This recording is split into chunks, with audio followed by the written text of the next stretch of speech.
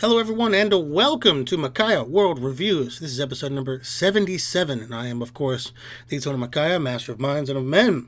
We have been looking at Werner Herzog, or Shibbly Pibbles, movies this month, with some very mixed results, and so we'll be looking at a special movie on a special day, but I'll go over all that shortly. The movie today is Stroszek, and let's go on and get right to it. But you know the routine. Please subscribe. If you enjoyed these reviews, or my anti-life ones, I would appreciate you hitting that red button so I can keep doing this and not have to get a real job.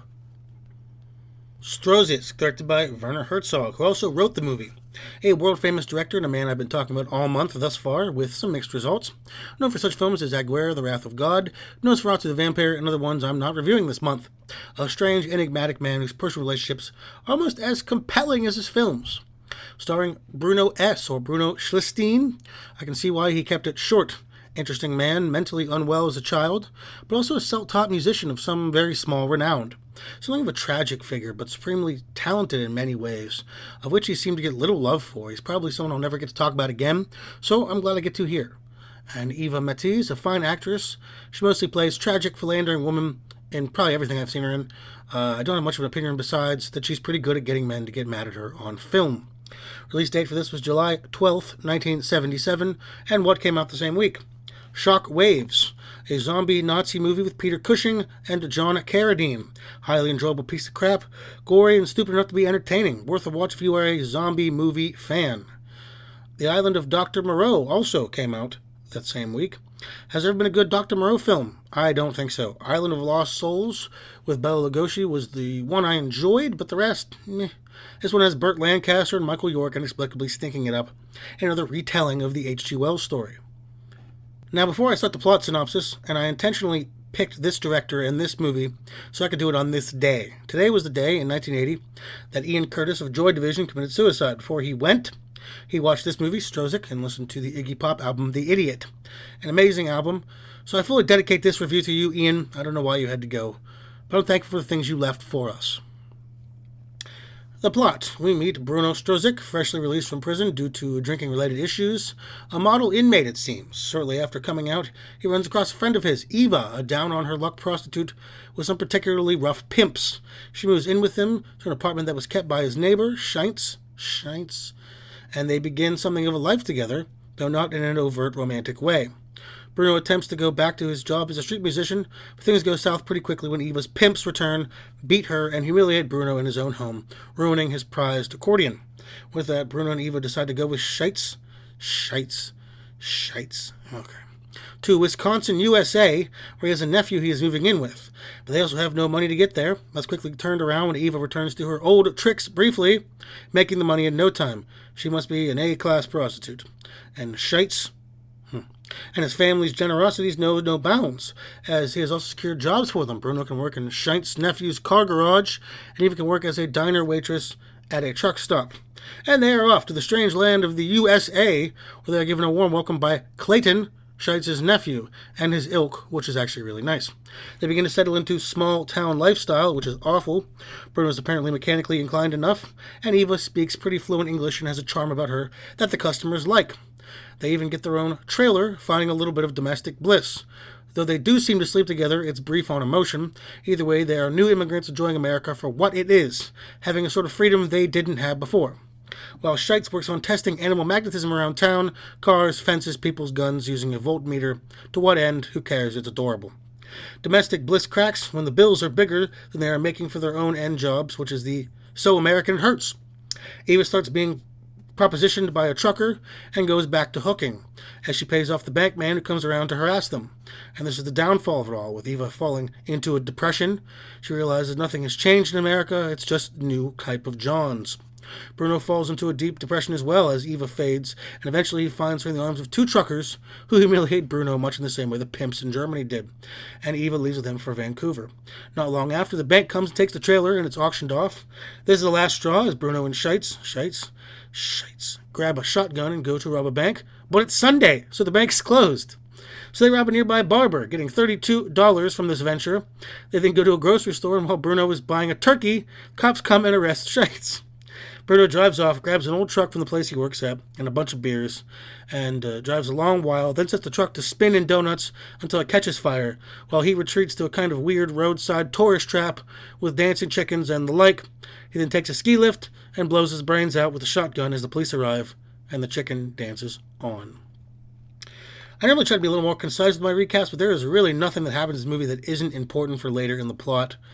All the beats kind of lead us toward the inevitable ending. So let's start with talking about the directing, since this month is about Mr. Herzog. This is genuinely brilliantly directed. This is a perfect example of Herzog in almost its purest form. Has that looseness where the characters feel organic and flawed, and like they may just say whatever's on their mind. On the same token, has a tense strangeness to every situation, every relationship, every conversation, a kind of suffocating reality that's hard to capture on film. He really captures the world for people such as Bruno and Eva, a world for many, many people where there is no escape from what you are, what society has told you.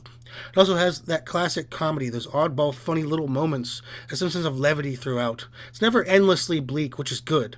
Even a bad life can have laughs. Yeah, Werner captured something special here. I guess if I had any complaints, it would be that the ending seemed, well, it kind of came out of nowhere, but I kind of buy that. You know, it only takes one bad day to drive you crazy. And one of those things that drove them crazy was the American dream. And you're looking at it. And yeah, it presents their lives in Germany as pretty shitty, but it presents America as the land of dreams where people can make it and change and be something new. But they realize unless you come rich to the country, unless you already have it, you won't ever get it. We see that little bit of hopefulness they have and realize, like many of us, it comes with crushing, incomparable debt. It paints a picture of not only immigrants, but the reality that many Americans face daily. It's only one small slip into the gutter. It's only one missed payment for homelessness. This is not just an American issue, of course, but that's the country the film shows, and that's what I'm talking about. As far as the characters go, Bruno, I'm going to make a strange comparison, but he reminds me of Charlie Kelly from It's Always Sunny in Philadelphia fame. He's short, charming, idiot savant with music, who is the low man in his meandering job, in love with a woman who doesn't love him back, constantly bullied and frequently drunk. He's got this sweet, stupid charm Charlie has. I see a lot in both characters. I know it's strange, it's just something I couldn't help but see. Beyond that, it's telling that the only people sans shits who really genuinely cared about him were at the prison. His cellmates said they were going to miss him, called him their friends. The guards were quite polite to him. The last man he spoke to there, I'm not sure who he was in the hierarchy, but he worked at the prison, was worried about Bruno's drinking and getting in trouble. He didn't want to see Bruno again. He wanted him to have a better life. It was the only place he wasn't a rat.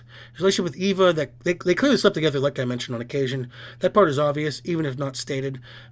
And she more than pulled her weight, making the bulk of the money for him. But it wasn't ever going to be healthy. They were both damaged, scarred, even as friends. They had to look out for their own interests first. Bruno is a deeply tragic character, and one that I think a lot of us can relate to more than we can consider. We've all felt inadequate. And there's also this strange scene where right before the ending, he's talking to a German businessman in a diner. I don't know what that had to do with anything. Eva. There's a scene where she is discussing with Bruno why she needs her own bedroom, and it's evident she can't handle being touched anymore. Her body is already her bartering chip, and she just wants a time where no one feels like they have the right to touch her, to violate her personal space, like she has it violated so often. She's reactionary. She's had little choice in the matter most of her life, and her pimps at the beginning are quite intimidating in their own right. A bit silly looking, but cruel and dismissive. Her humiliation in leaving Bruno was pretty shitty. For the same token, what life was she going to have with him? She was headed right back to where she started already. Might as well cut and run. And Scheitz is a really interesting little old guy. I have no idea what he's doing most of the film, but I like what it is. He sort of gauges the electromagnetic energy he's observing with some kind of conspiracy about America holding poor people down. Him wielding the shotgun was hilarious, though he is a good example of how the language barrier can be beyond breaking. He never really learns any English, and it hampers his ability to do really anything. Beyond that, he didn't do a ton. He was there to get them from point A to B, and his nephew Clayton was a hell of a guy to help people out in the way he did. He also relates the story of two farmers, Clayton does, who don't let anyone on their strip of land that lies between the two farms, and sort of circle it daily in their tractors with guns. Soundtrack, almost none. Bruno plays some music, but beyond that, and some stuff on the radio, there isn't one. So yeah, nothing to say here, but it hampered the film little. It gave it sort of a sincere quality, like you were watching more of a documentary than a film. Overall, this was an excellent film, genuinely heartbreaking, but it had its moments of hopeful, or funny, or strange. It's not just one thing. Much like the parts I liked of Fritz Carlotto, it shows the class differences, the trouble with ambition, really in full force here. A man who tries the best, but his ability is so little, and he fails or is failed at every turn. I think the movie would resonate with people, millennials and Gen Zers, who are sick of the slog and work and failure, and really anyone else too. But there's a growing movement in those generations that I think would see something strongly in this film that maybe it didn't get fully appreciated in its heyday. I think this is a film worth watching for anybody. It certainly won't be some people's taste. I think if you appreciate cinema and storytelling on any level, you'll like Stroszek, and you'll feel something for these characters. I know Ian Curtis did. Well, that was the exceptional Stroszek. I'm sure I'm saying that name wrong entirely. The best film thus far, though we have one more. What's the worst job you ever had in your life? I'm curious.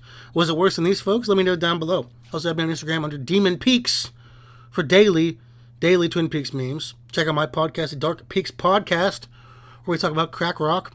Go to my Patreon to tell me what you want me to review. Next week, last week of Werner Herzog month, as we look at Invincible. No, not the cartoon.